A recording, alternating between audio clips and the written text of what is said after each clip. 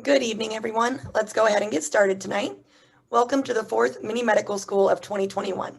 My name is Kennedy Camden, and I am a first-year medical student at Indiana University School of Medicine. I will be one of your co-moderators for this session tonight. And my name is Lydia Lopez. I will also be one of your co-moderators for tonight. As you can see, the format is a little different this year with it being held over Zoom, but we are so happy to have you here with us virtually. Before we introduce our panelists, I'd like to take a moment to thank the sponsors who have made the 26th Annual Mini Medical School Series possible. A big thank you to Hamilton Center Incorporated, Indiana State University, Indiana University School of Medicine Terre Haute, Lugar Center for Rural Health, Minority Health Coalition of Vigo County Incorporated, Terre Haute Regional Hospital, Tribune Star, Union Health, Via Media, West Central Indiana AHEC, and WTHI TV. Finally, I would like to explain the logistics for tonight's event. The Zoom webinar platform will allow us to feature our local expert panelist. All other attendees will be muted throughout the presentation. We encourage you to submit any questions you may have during the presentation using the question and answer button located at the bottom of your screen. Your questions will be answered by our panelist following a brief intermission after her presentation. Tonight's topic will focus on diabetes. The panelist for tonight is Ms. Tracy Arini. Tracy Arini is a registered dietitian and diabetes educator from Terre Haute, Indiana. She is a 1996 graduate of Indiana State University, earning a Bachelor's of Science in Dietetics. She has been an employee of Union Health for over 27 years. In 2007, Tracy became credentialed as a certified diabetes educator. Working in the Union Health Diabetes Education Center, she provides diabetes self-management education and support to patients with diabetes. Tracy also provides medical nutrition therapy to patients with a variety of health concerns. As a self-described foodie, helping people include foods they enjoy into an overall healthy eating plan is her passion. Without further ado, Ms. Tracy Arini, please take it away.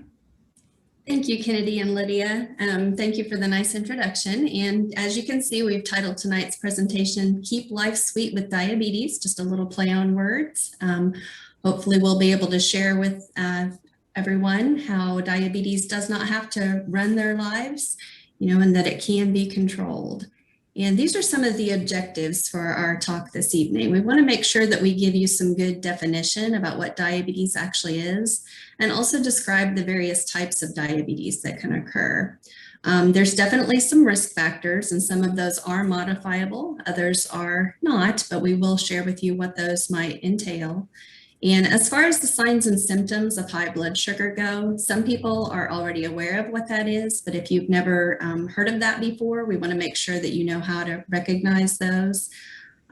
Today is actually Diabetes Alert Day, I forgot to say, and so it's very appropriate that we're having this conversation this evening. And then we also want to describe the criteria for the diagnosis of diabetes. And then most of our conversation this evening is going to be about developing effective management strategies. And we will just go ahead and dive right into all of those objectives. So when we think about diabetes, a lot of times what comes to mind is that it's almost as though it's a death sentence. And we want to dispel that myth. Diabetes is a chronic disease, but we want to recognize that it's more of a word and not truly a sentence. I've displayed an image here that can kind of give some light as to what can happen when we get too much sugar, which is also known as glucose in the blood. That sugar isn't really important in the bloodstream. It really needs to get into the cells of the body because the body uses that sugar as its main source of fuel.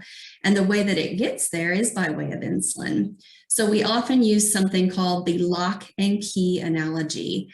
And we say that insulin is much like a key to unlock a door to allow the glucose to enter into the cell wall, where again, then it is used for fuel.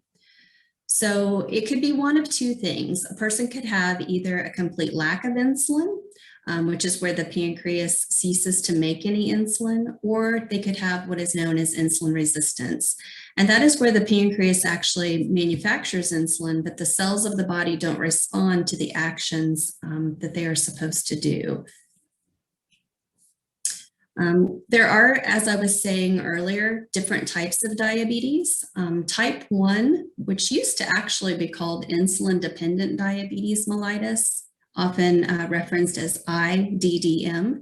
That name actually fell out of favor several years ago. We now just classify the two major types as type 1 and type 2. Type 1 is a disease which is autoimmune. And if you've never heard that word before, it essentially just means that the immune system attacks the bodily tissues with a sense that there is something foreign on board. And so quite literally, it attacks the beta cells in the pancreas, and they are no longer capable of producing the insulin. Those people require insulin for life. Life is not able to be sustained without glucose, so we have to have that. Type 2 is actually the most common type. And if you had to classify from a percentage standpoint, roughly 95% of people that are diagnosed with diabetes actually have what is called type 2, formerly known as non-insulin dependent diabetes mellitus. And the reason I think that fell out of favor is because we now know that a lot of type 2 patients can actually be dependent on insulin at some stage of the game. They just maybe don't require it immediately. And interestingly enough, you probably know someone with type 2 diabetes, because at this current time, 1 in 10 Americans actually have this diagnosis. And we used to kind of think of something called borderline diabetes.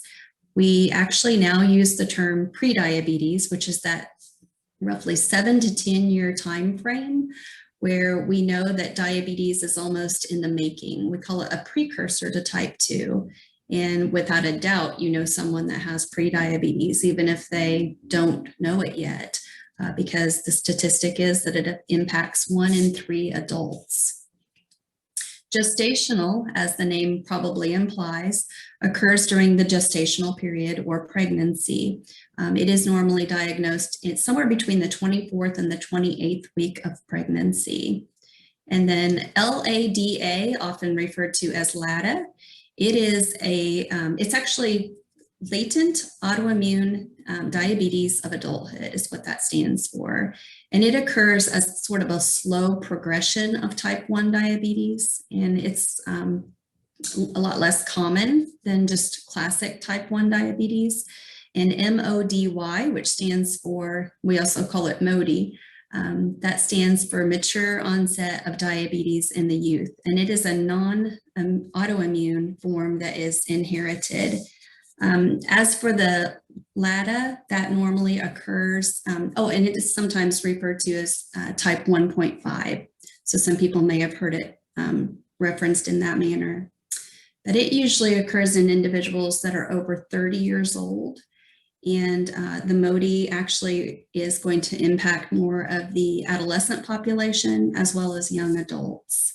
But they just don't seem to have as many of the common risk factors that a typical type 2 would have, which we're going to get into some of those here shortly.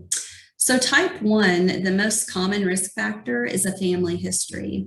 However, it is possible that it crops up out of seemingly nowhere because it happens in a genetic coding. And so sometimes it doesn't have to be that you have a mother or a father with diabetes. You can actually develop type 1, again, because it is autoimmune. Type 2 diabetes has the most prevalent set of risk factors. So as we talked about a moment ago, this state of having prediabetes is kind of that stepping stone towards the progression of type 2 diabetes. Family history, we know that if you have a blood relative, particularly a parent with type 2 diabetes, your likelihood is 50%, which is, a pretty high risk actually. Simply aging increases risk. And I know when I got my 45th birthday, my doctor did screen me for diabetes. Being physically inactive, sometimes we talk about how type 2 diabetes is a disease of lifestyle. And so, if you have kind of a couch potato activity level, then it does increase your risk for chronic disease, and type 2 diabetes is one of those. Being overweight is also a risk factor. And if you've actually had a history of gestational diabetes, or what we call an LGA birth, or large for gestational age baby, that would be a baby that weighs over 9 pounds, that puts you more at risk.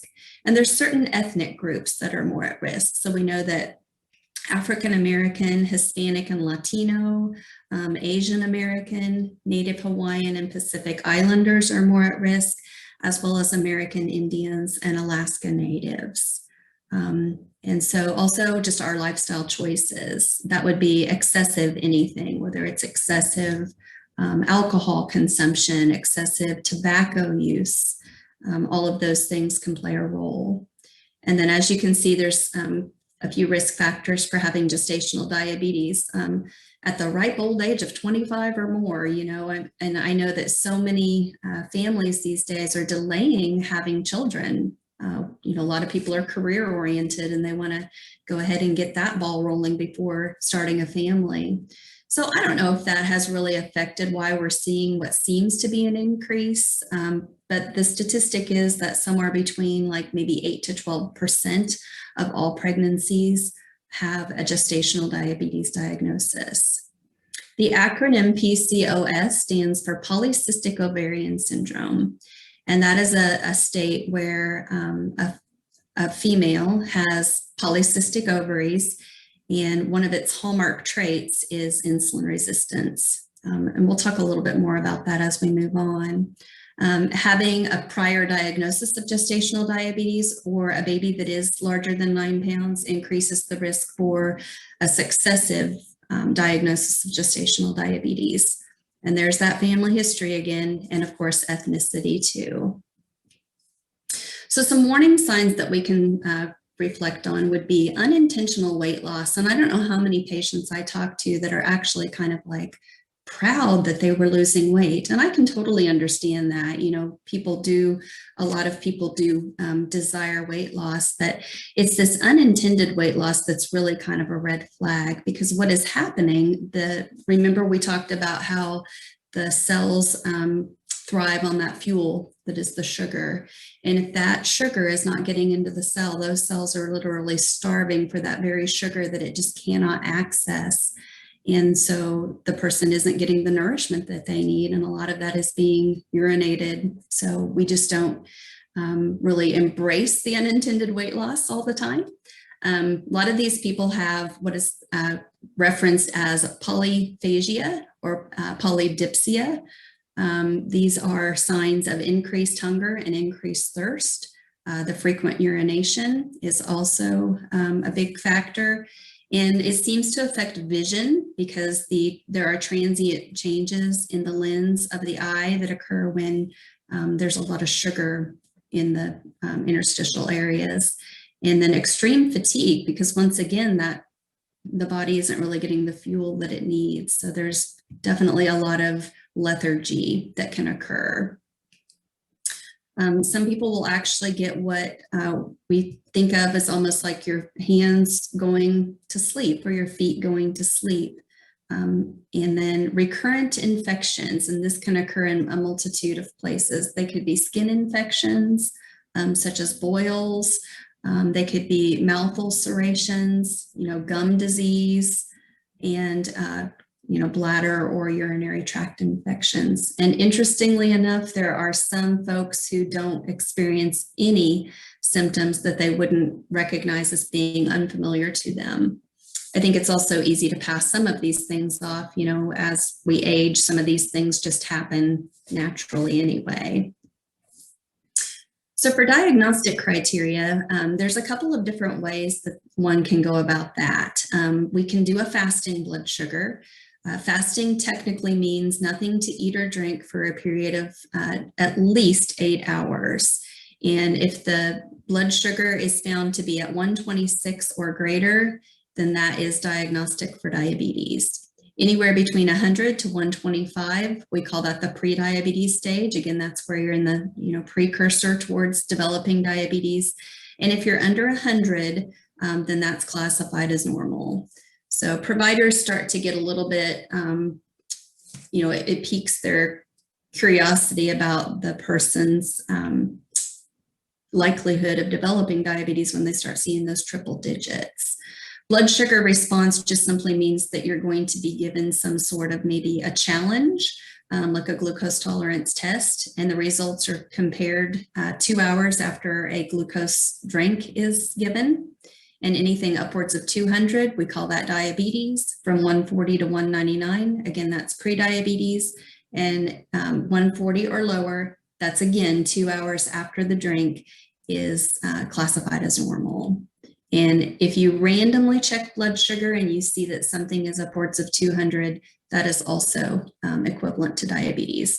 For the intents and purposes of this talk this evening, I did not put in the criteria for gestational diabetes, which does differ slightly. There is also something that we can do called a hemoglobin A1C level. And this is a test that is run kind of randomly. The person doesn't have to be fasting. It can be any time, day or night. And it is a blood draw. We see that it's abbreviated HbA1c, sometimes referenced as the glycosylated hemoglobin, or simply just A1C.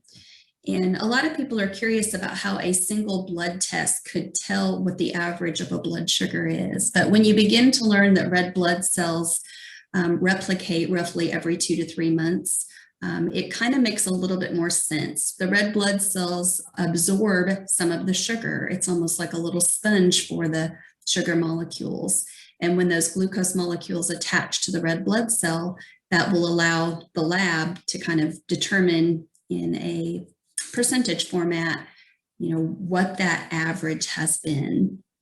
So you can see it's lined out. If you're at 6.5% or higher, then that's flagged for diabetes. The prediabetes status is somewhere between 5.7 to 6.4, and anything under 5.6 is classified as normal. So what comes next? If you receive the news from your doctor that you have diabetes, I want you first to understand that it can definitely be controlled. I want to encourage everyone to discuss with their healthcare provider, what is the plan of action? Remember, if you do have type 1 diabetes, that you're very likely going to be started on insulin. I didn't really include this in the slide set, but there is what is commonly called a honeymoon period for some type 1 patients, where the pancreas seems to get just a little bit of extra oomph, so to speak, and they may seem like they've got a little reprieve, and I think that's why we call it the honeymoon. But ultimately, the person with type 1 is going to require insulin for life. With type 2, we usually start out with lifestyle adjustments unless we see someone that has an incredibly high A1C. I do know some patients that are diagnosed with A1Cs upwards of 10, and their providers will go ahead and give them at least some long-acting insulin, which may be pulled back, after they get onto a little bit better control. We really want the care for diabetes to be person focused, and you are the most important part of your healthcare team, even though there's doctors and nurses and other providers that can help support you. Learning how you can learn to have that sweet life with diabetes, that ball is truly in your court. So some things that we can do to take control, there is classically referenced as the 7 behaviors, because so much of this is behavior oriented. Healthy eating kind of tops the list. Most of us don't choose to starve ourselves, nor should we, because it doesn't sustain life. So healthy eating is kind of at the forefront. Being active as much as your body can allow. Monitoring, which means, checking your blood sugar, maybe checking blood pressure or other parameters that you might need to check in on. Taking medicine if needed, solving problems, reducing the risks, and learning how to cope healthfully. And so that's really what we're going to be exploring in this latter part of the conversation here. First, know that there really isn't any sort of diabetes diet. I can remember as a young dietitian, we would get calls all the time from providers asking, can you get me an 1,800 calorie ADA diet? And there was such a thing as that. But, diet is such a temporary solution to a long-term problem. We really want to embrace sustainability. And so regardless of what method you choose, because we are going to explore what some of those methods are that you could use to help influence better blood sugar control, there are what we call big picture recommendations. And limiting added sugars is a big one. We'll give a little clarity to what we mean by added sugars. We don't necessarily mean that you completely eliminate all sources of natural sugar like fruit and milk. But, added sugars would be kind of like they sound. If you're putting sugar in your tea to make sweet tea, or you're, adding icing to a cupcake, those are added sugars. If you choose grains, make sure that they're whole grains as compared to refined grains. So the classic statement, whole grain bread versus white bread. And it just is such that the whole grains are much more nutrient rich. They have a lot more dietary fiber.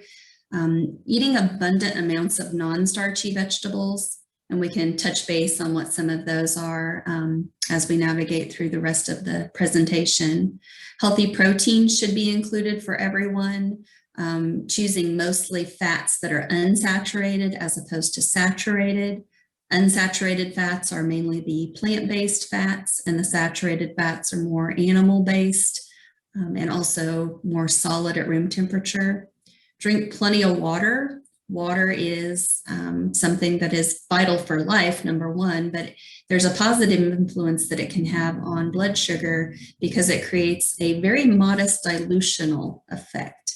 So meaning that it can dilute some of that sugar that's in the bloodstream, and then the avoidance or limitation of alcohol. So again, those are things that we would categorically say would be true regardless of what kind of meal planning method you choose to dive into. We know that carbs are what turn to sugar, and I think the general public has just really vilified carbohydrates, and I think some of that is justified, but I know that not all of it is. So hopefully we will give you a little bit more of a positive image of carbohydrates than such a negative one. The major categories of what makes up carbs are starches, sugars, and dietary fiber. And starches and sugars are what really turn into the blood sugar. Again, we call that glucose. Grains and starchy vegetables would be sources of starches. So what a starchy vegetable would be, I kind of think of them as the mealier vegetables, something like potatoes.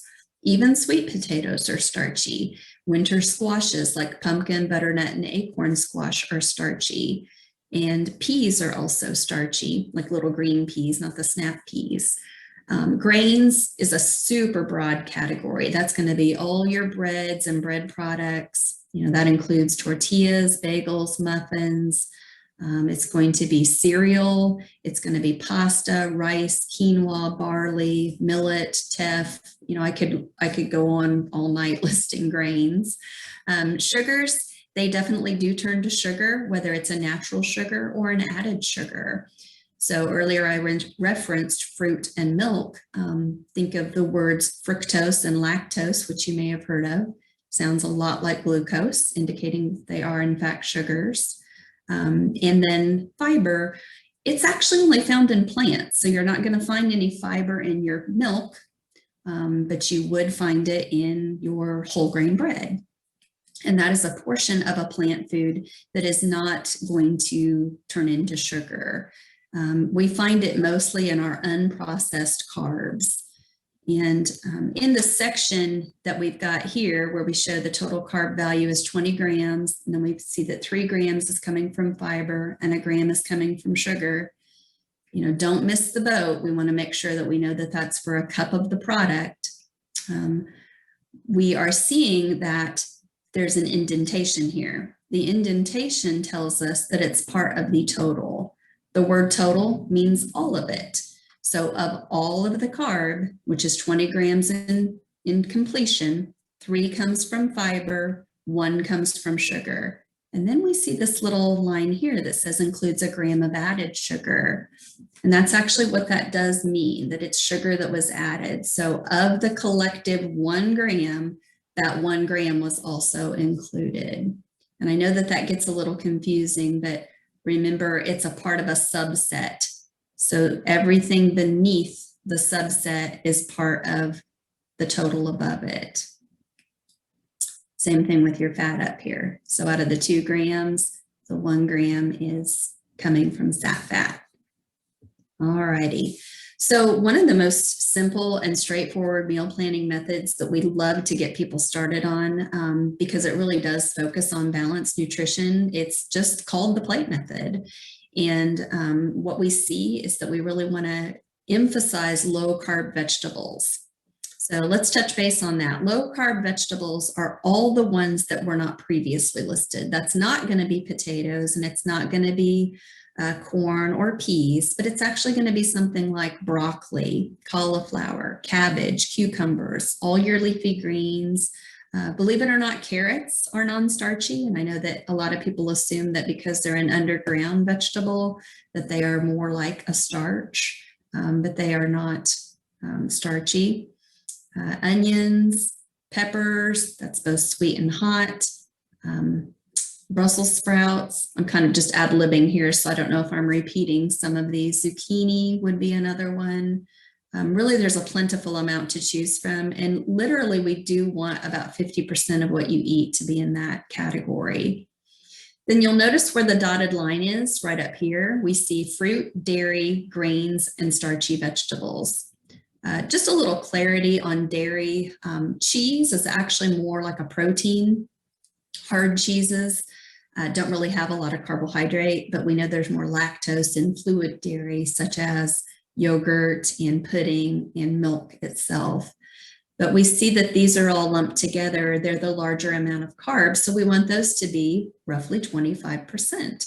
And then this other 25%, or 1/4 of what we eat, should be protein. This can be used both literally and figuratively. So if we use this literally, we would make a 9-inch diameter plate look a lot like this, where maybe we're going to have a little bit of grilled chicken, we're going to have some brown rice, and we're going to have a plentiful amount of some mixed vegetables. You know, that could be asparagus, some summer squash, maybe a few carrot slices thrown in there, or it could be a big leafy green salad.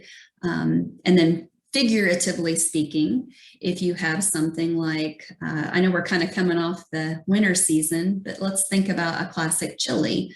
Let's say it's a bean-based chili. So you've got your protein, you've got a big amount of non-starchy vegetables because there's a tomato base, you've got your peppers, you've got onions. So it doesn't necessarily have to even be on a plate. It's just a conceptual way to plan a meal. Carb counting is also something that we teach a lot of individuals if they're interested. There's a couple of different ways you can count grams, which, you know, going back to this, would be a cup of that contains 20 grams of carb, pretty straightforward. There's another method that we call counting carb choices, and the association is that for every 15 grams of carb or thereabout, it's about, you know, plus or minus 5 grams from 15. We're going to call that a carb choice. And this works very well for things that are non-labeled. You know, you're not going to pick up an apple with a food label on it. But a small apple is about the size of a tennis ball, and it's got about 15 grams of carbs. So we could call that a carb choice. And a single slice of standard bread, whether that's whole grain or white bread, is going to give you about 15 grams of carb. As you know, there's a lot of diet breads out there that are less calories, so it stands to reason that they would also be less carbs. And 1 cup, also known as 8 fluid ounces of milk, while it actually only has 12 grams of carb, that's super close to 15. So in the carb counting world, we would say that those are all collectively carb choices. And they can actually be used interchangeably. Many years ago, it was referred to as fruit exchanges, starch exchanges, and milk exchanges. And we lightened that up a little bit and said, you know what, they all do about the same thing to the blood sugar. So let's just allow our patients to use them interchangeably and make while they're still making an exchange, it's the choice that they're making. And it really does empower the patient to be in control of what they're eating. Some of you may have heard of DASH. DASH is an acronym that actually stands for Dietary Approaches to Stopping Hypertension. And even though this type of eating plan was originally thought of for that purpose, to help lower hypertension, which is blood pressure, it was found to be very compatible for folks with diabetes. There's a big promotion of fruits, vegetables, whole grains, and low-fat dairy. So it's focusing on foods that are rich in calcium, magnesium, potassium, vitamins, phytochemicals, also known as antioxidants, and dietary fiber. It does allow a moderate amount of beans, fish, poultry, and nuts, so that naturally makes for a low amount of saturated fat. We know that saturated fat is a lot higher in things like the red meats, so that would be a limitation to help further reduce that saturated fat intake. Fried foods are not necessarily high in saturated fat, but fried foods can really increase inflammation in the body. And we also know that fried foods will tend to increase a lot of the bad cholesterol in the bloodstream. And added sugars are also really limited in the DASH approach. So we kind of reference those as empty calories. So this can be one method for planning meals if you have diabetes. Mediterranean meal planning, I will say, just like the diabetes diet, there is not one quote unquote Mediterranean diet. But I found this pyramid that I really like. And I think one of the reasons I like it is because it is kind of straightforward, and we really see that it is lifestyle oriented. You know, thinking of the base of a pyramid, that's like the foundation.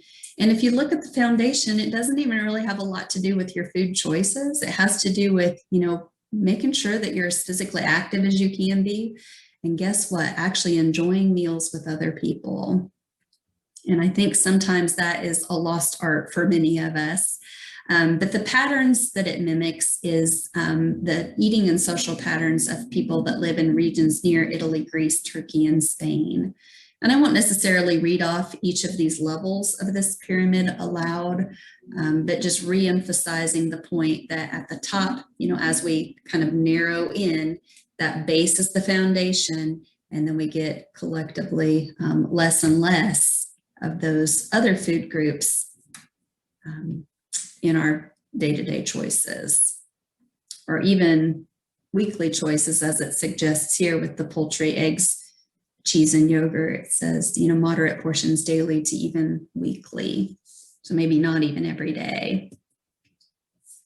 Vegetarian diets. Vegetarian is a broad term that can be dovetailed into a lot of other subcategories.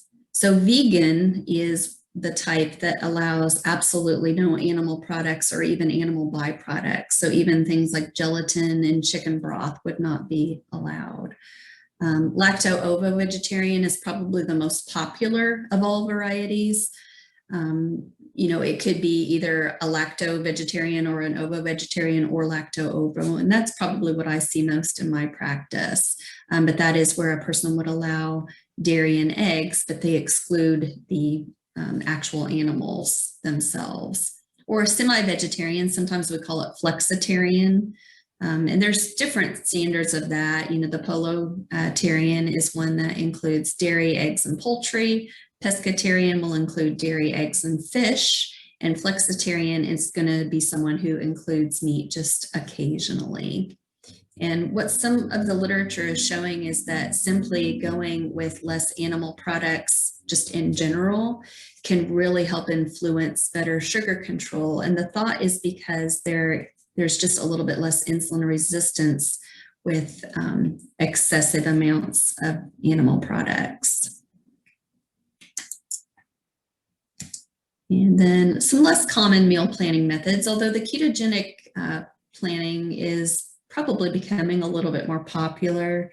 I think truthfully, what most people are doing today is not so much ketogenic, but more of like modern day Atkins. You know, ketogenic really does focus really on a high amount of the calories from fat as like a major source of the fuel. And the carb intake can be incredibly low. We're talking as low as like 25, 30 grams in a day.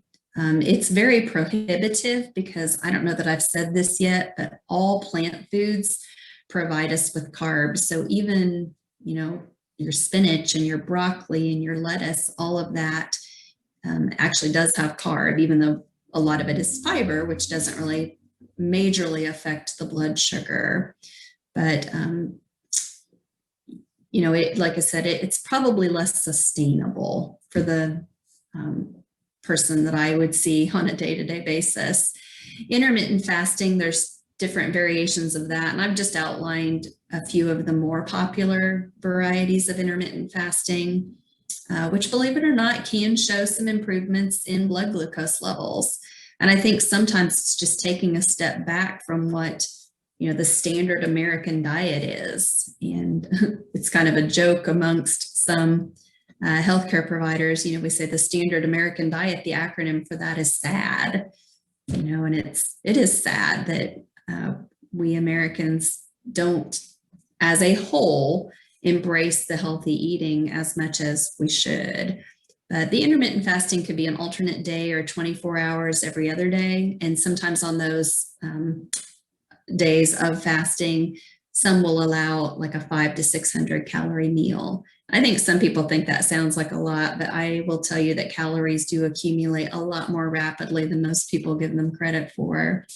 A twice weekly fast, which sometimes people call the 5 to 2, is another method of fasting. Or some people will just take one day out of the week and fast. And of course, liquids are allowed, calorie-free liquids, that is, so like black coffee, unsweet tea, obviously water. And probably the most popular type is time-restricted eating. And it's often referred to as the 16 to 8, where it's a fasting period. Like if we thought of a 24-hour clock, we would have 16 hours in the fasted state and 8 hours in the fed state.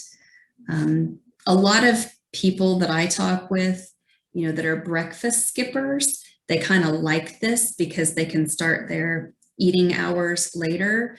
However, I usually encourage most everyone to keep their fed hours earlier and have more of a longer fast in the evening hours, because we really, most of us are, you know, that are up during the daytime, we're using that fuel during the day. And so as you know, the nighttime rolls around and we maybe don't need that fuel as much, it's a little bit like fueling up for a road trip that isn't going to happen. You know, you're putting a lot of gas in the car, but you're going to park it in the garage. So we don't really want to eat, you know, too soon or too close to the bedtime hour. And now we're going to segue into the next behavior, which is being active. So burning up that sugar. You want to be safe about it. You know, you want to make sure to not start anything strenuous or new without making sure that it's safe for you, especially if there's any neuropathy, which is the nerve damage that can occur with diabetes. So start small and try to just fit activity into your everyday activities, like, you know, parking further away at the grocery store, simple things like that, taking the stairs instead of, you know, taking the elevator all the time, and really working up towards a goal of at least 150 minutes of activity in a week. So you could do that in 30-minute segments 5 times a week, or if you wanted to do, you know, 7 days a week, roughly 20 to 21 minutes would get you that 150. And this is highly endorsed by the American Heart Association. Different types of activity to think about including would be cardiovascular. That's where you're going to get your heart rate up and sustain it at a higher rate than you would have your resting rate. Resistance is where you can improve strength. All of us as we age lose muscle, and that actually contributes to some of the reasons why we put on a little bit more weight, like body weight, as we get older. So improving that strength is key. Balance, we want to help our patients to prevent falling. And then stretching for the improvement of the flexibility in the joints. And then just reaping those benefits. You know, there's so many benefits we can think of beyond just gaining a little bit of muscle or maybe thinning down our waistline or improving even our cardiovascular health. But think about the mental aspects of it and just the feel good of having accomplished, you know, getting some blood moving. I think that really can help you to feel so much better. Monitoring, so we want to make sure that we know our numbers. I featured a couple images on the screen here of ways that people can monitor their blood sugar. In the upper one here, this is a continuous glucose monitor. It's a type of device that, like this talks about down here, it measures sugar in the interstitial fluid and is good to detect trends and patterns. And then this one is the classic glucometer is what it's often called, blood glucose meter. And that is for finger sticking, and it does just a snapshot look. And I realize I did kind of overlook these. So, you know, ask your own healthcare provider when to test and why are you testing. Traditionally, we say that your fasting target with diabetes is to be between 80 and 130. Now, remember, if you don't have diabetes, we get a little bit kind of cautious when we see numbers upwards of the triple digits, but giving the benefit of the doubt that having diabetes itself makes your blood sugar high, you know, we give a little bit of flexibility with that, and 80 to 130 is the fasting target. If you do an after meal blood sugar, the American Diabetes Association's recommendation is to be at 180 or lower. There are a little bit more stringent guidelines out there, which the American College of Endocrinology, they reference a 140 or less a couple hours after eating. I wish I could tell you why they don't agree. I think it drives a lot of us crazy, but it's just how it is. And then the American Diabetes Association A1A target is 7% or less. And I will comment on that. I think I know why. It's because we know that the tighter control we can have, the better. But the ADA, they really want to prevent episodes of hypoglycemia, which is low blood sugar. So there are some people that can take it almost too far and get so fixated on getting their sugar within a normal level that they really end up getting into like the hypoglycemia, which is not good either. And speaking of that, blood sugar that is lower than lower than 70 is what we classify as hypoglycemia. And I don't think I've put anything in the slide set about how to treat hypoglycemia, so I will just comment aloud that there's something we call the rule of 15. And the rule of 15 is to, if you identify that you're feeling symptomatic of low blood sugar, like maybe a little bit faint, you know, a little clamminess or sweatiness, sometimes being excessively hungry can be an indicator that you may have hypoglycemia. You know, the first thing is to verify that it is in fact low. And then the rule of 15 says we want to take 15 grams of rapid acting sugar. So it would be wise to either do like a glucose tablet, or you could take a tablespoon of honey, or you could even take like a small little like Halloween package of Skittles.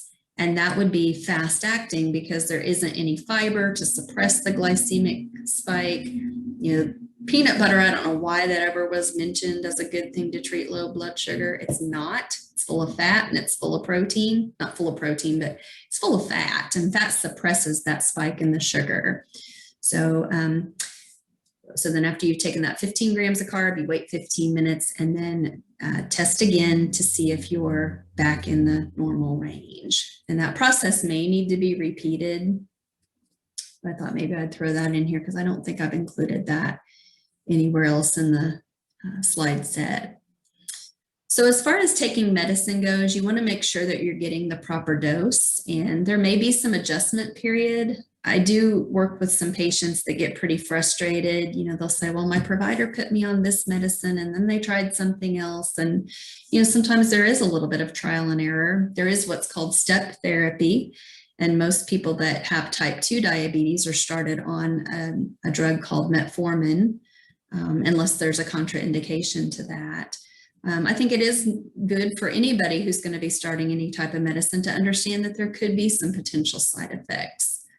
Speaking of that metformin, it is one that is commonly associated with loose stools or gassiness. And some people are unable to tolerate those effects. Most people, those effects dissipate over a couple of weeks, but some people just never really are able to fully tolerate it. So as far as getting medication in, we do know that there is inhalable insulin, but it's very infrequently used. In fact, I know of absolutely no one who uses it. There's very few providers that prescribe it. So I really just focused on the oral and the injectable routes. Oral meaning by mouth. There's drugs that are made to help decrease sugar that your liver makes. And that's not even something that we've mentioned yet, but your liver actually produces and stores sugar for you. And there's a process we call gluconeogenesis. And I don't want to get super technical, but that just means that the recreation or making of new sugar within the liver. There are drugs that actually help to increase insulin production. There are drugs that increase the uptake of the sugar, and that means they decrease the insulin resistance. Insulin resistance, I'm not sure if I've talked enough about that, but it's kind of a hallmark of type 2 diabetes, and it's where the body has insulin on board, but the insulin is just not really all that effective. I don't want to say that it's watered down because that's not an accurate picture, but it's lost its efficacy, for lack of a better way of putting it. And then there are medications that you can take that prevent the reabsorption of sugar from the kidneys. These are sort of a newer class of medications. They're called SGLT2 inhibitors. And there's really potential benefits from a variety of any of those medications. Sometimes they're used conjunctively, like we may have a patient, who takes the metformin and also, a DPP4 inhibitor or an SGLT2 inhibitor. And I'm talking broad strokes with the audience tonight. I don't want to get into major details about all of the different names of the medications, but these are just classes of the medications. And then some of the injectable routes, of course, insulin. The insulin could be a long-acting. We call that basal insulin or mealtime insulin, which is also referenced as bolus or short-acting insulin. And a lot of people need both of those on board. Sometimes we will see patients that just need the long-acting, especially in the type 2 population. And there is a class of medications called GLP-1 agonists. GLP stands for glucagon-like peptide. It's actually a hormone that we have in our gut. And it's a hormone that is known to help increase satiety, meaning satisfaction. And many patients that have type 2 diabetes have a deficit of that hormone. So if we can replace that for a person, one of the benefits of that medication is weight loss. And it's even used in a non-diabetes form. It's the same medication marketed under a different brand name, just specifically for weight loss, but it is an injectable route as well. Problem solving, recognizing that diabetes can change over time. And I hate to tell patients this because I know that when you use the word progressive, it almost seems as if it's gloom and doom, but we don't want to, for no pun intended, sugarcoat it. It is a progressive disease. And sometimes there are changes that occur even when a person is doing what seemingly has worked all along. So sometimes we have to ask ourselves, what has changed? Has there been something new? Did a new medicine get started? Have we been eating a little bit differently? You know, I think it is easy to backslide sometimes, really be on your A game with making healthy food choices, being aware of carbs, and then something might get you off track. Maybe you go on vacation, you know, your schedule has changed, or you fall ill. We know that being sick definitely influences high blood sugar. And then what will change? You know, do you have some things coming up on the agenda? Is there a birthday or an anniversary that you're going to be celebrating? Have you started a new exercise routine? Because all of these things, again, can affect how your blood sugar control ebbs and flows. Try to be solution oriented, you know, think of ways to correct the problem as opposed to wallowing in it and, you know, just not really doing anything about it. And always make sure that you're checking in with your healthcare providers to make sure that you're in good understanding of what your treatment plan is, or maybe recognizing that there might need to be an adjustment to that plan. You know, taking different medicine doesn't mean you're failing. It just may mean that the diabetes is progressing. I don't want to make this sound like it is the magic time frame, but in the neighborhood of about 10 years post-diagnosis is when things do sort of begin changing. And I say in the neighborhood. I don't want anyone to, you know, think, oh, at 10 years, you know, this is when I'm going to have to, you know, go on insulin or, you know, completely overhaul what I've been doing. Make your plan to take action very realistic for yourself. Recruit help on an as needed basis, you know, get support from others who care about you and have a vested interest in keeping you healthy, and just reflect on those results and make modifications on an as needed basis. And we want to make sure that you reduce risks. There's so many different ways that diabetes can impact your body. And I featured several of them over here. We know that having a stroke or a heart attack can occur 2 to 4 times more likely if you have diabetes than if you do not have diabetes. So these are some of the risks that we've outlined: heart disease and stroke, kidney damage or kidney failure. You know, a lot of patients will progress towards the need for dialysis, but then again, there are a lot that don't. So please remember that it is not necessarily your destiny if you have diabetes that any of these things happen. They are just risks that could potentially happen. Dental health and, you know, gum disease are some things that are at risk when you have high blood sugar, because that sugar makes its way into the saliva. And, you know, all that saliva just, you know, is encapsulating your dental, you know, your teeth, and they can really take a beating if you've got high levels of sugar. The nerve damage that can come, which we talked about earlier, there's a lot of what are called opathies, like neuropathy, retinopathy. It can even affect the digestive system. There's something called gastroparesis, which is a mouthful, but it's basically a delayed gastric emptying that can happen. And it's a form of autonomic neuropathy that can occur in patients with diabetes. But honestly, a lot of these things, folks, they can occur whether you have diabetes or not. People that don't have diabetes can get heart disease and kidney damage too. You know, but these are just some risks that can happen if the diabetes is present. And then infections and wounds, you know, the slow healing wounds or recurrent infections, because bacteria grows best in a sugar-rich environment. So it's almost like fuel or food for that infection to thrive. And then we really want to take a proactive approach rather than being reactive about all of these things. You know, you don't want to sit back one day and say, boy, I wish I would have taken care of myself and maybe I wouldn't have, you know, had all this nerve damage, you know, which can unfortunately lead to a need for amputation if it's, you know, kind of worst case scenario.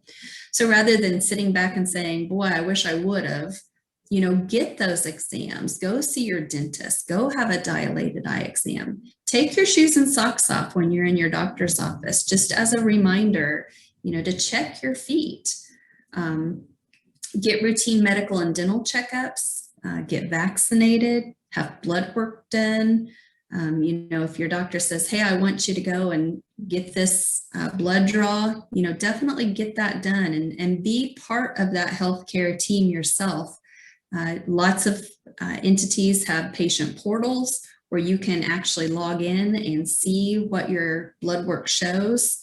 And the old school route is just fine too, having that provider tell you exactly what your numbers are and what do those numbers mean for you. Is it normal? Is it abnormal? How abnormal is it? Controlling blood pressure and lipids, this kind of captures the cardiovascular and really all your organ health, to be honest. But blood pressure may be controlled through some dietary strategies, controlling your sodium intake, but also taking medicine. So many of us have blood pressure problems that require medicine. Lipids is the fancy word for blood fats. So that would be your cholesterol levels, both the beneficial cholesterol, which is your HDL, or your harmful cholesterol, which is LDL.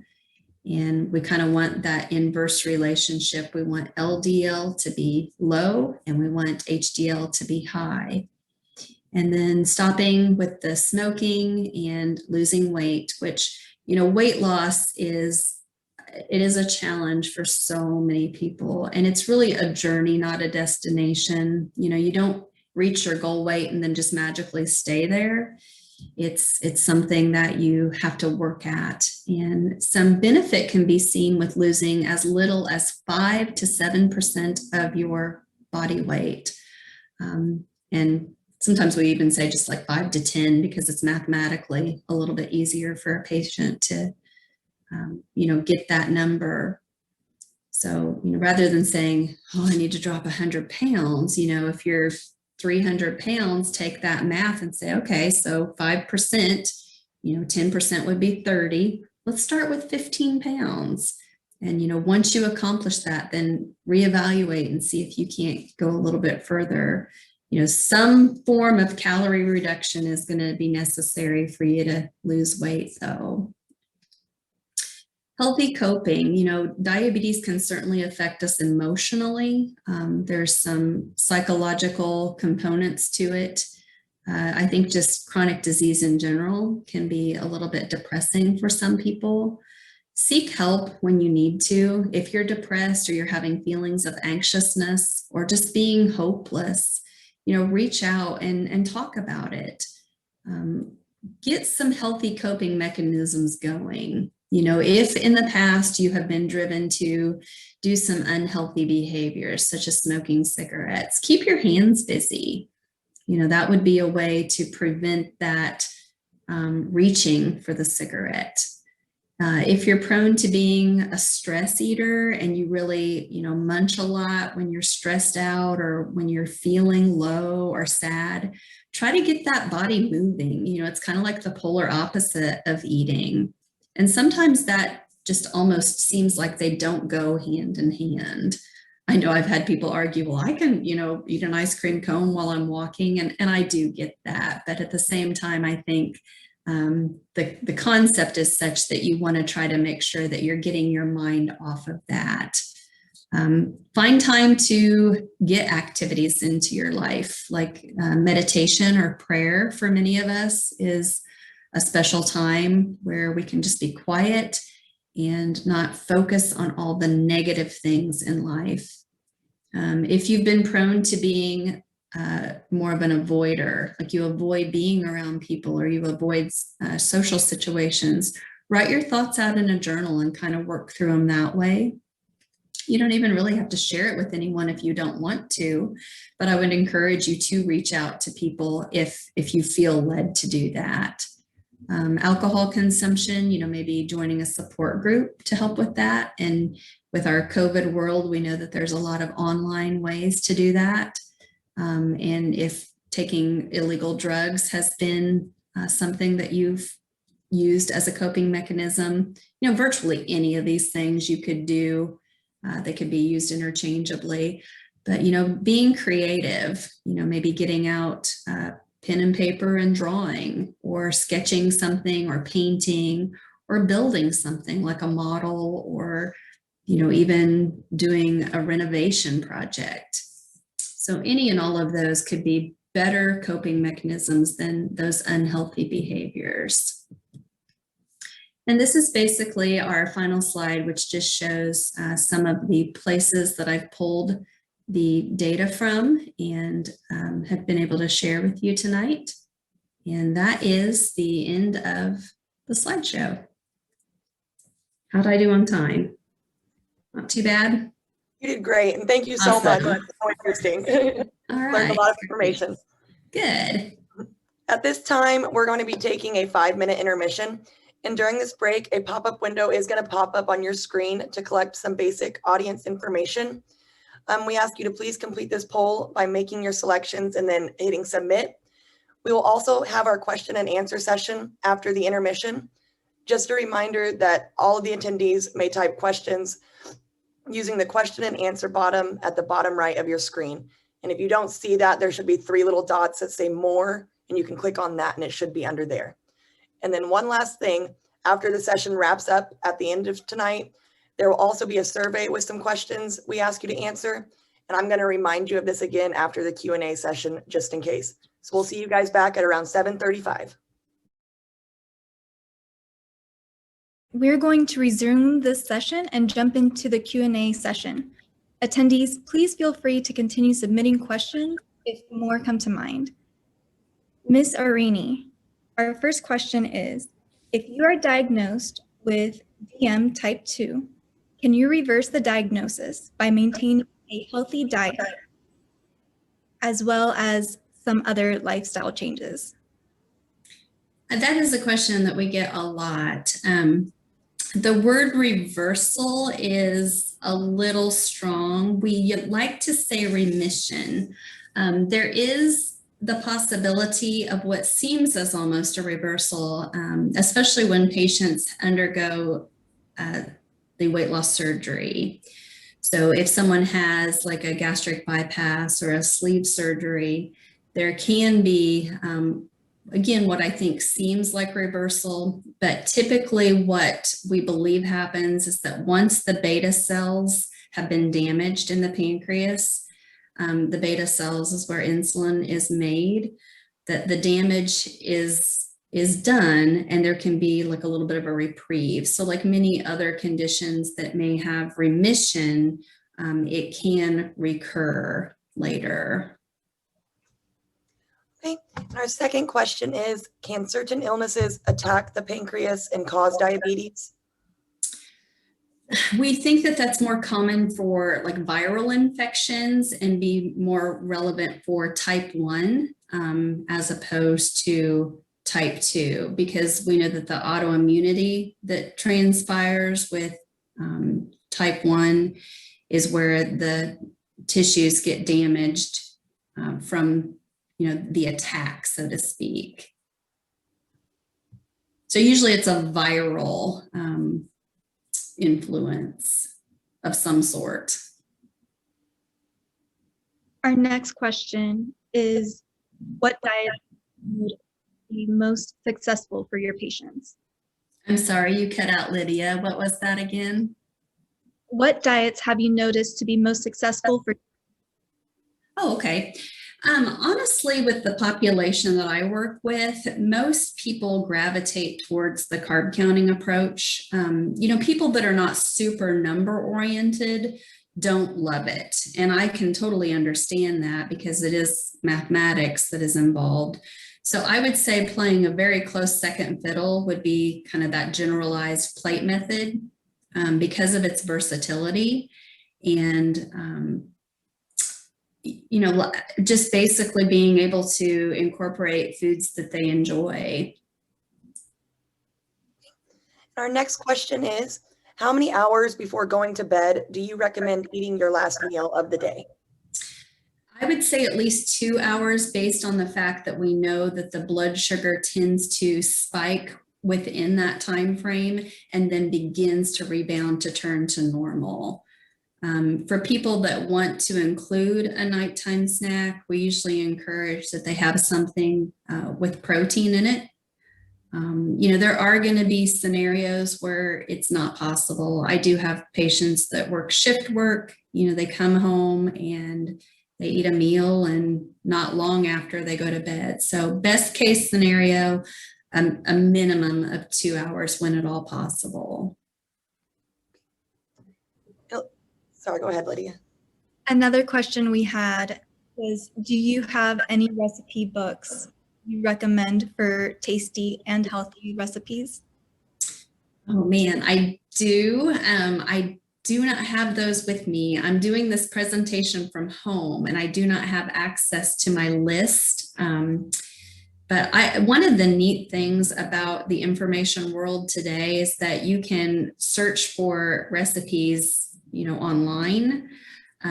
One of the things I promote, so regardless of whether it's, a Betty Crocker cookbook or, Better Homes and Gardens or any of those popular ones, is look for recipes that include nutrition facts. So that way you can assess, so what is the serving size supposed to be? And what are the nutritional values? What are the calories? Well, how much saturated fat is in it? How much sodium? What are the carbs? What's the dietary fiber? And that way you'll be knowledgeable about how that might be able to fit into your healthy plan. And I don't know if there's any way that I could, provide that information post presentation, but I do have a list of some recipe books in my office. It looks like that is our last session, or our last question. Okay. So that will conclude tonight's mini medical school. Thank you once again to our amazing panelists for taking time to share with us. And thank you to all of our attendees for joining us and sharing your questions. We hope that you'll join us again. Mini medical schools will be every Tuesday in March and April from 6:30 to 8:30 p.m. via Zoom, with the next topic focusing on heart disease. Before ending the meeting, I do ask that you answer the survey questions that will appear on your screen. Your feedback is anonymous and it will be used in the planning of future mini medical school sessions. Thank you so much, and I hope you all have a restful night.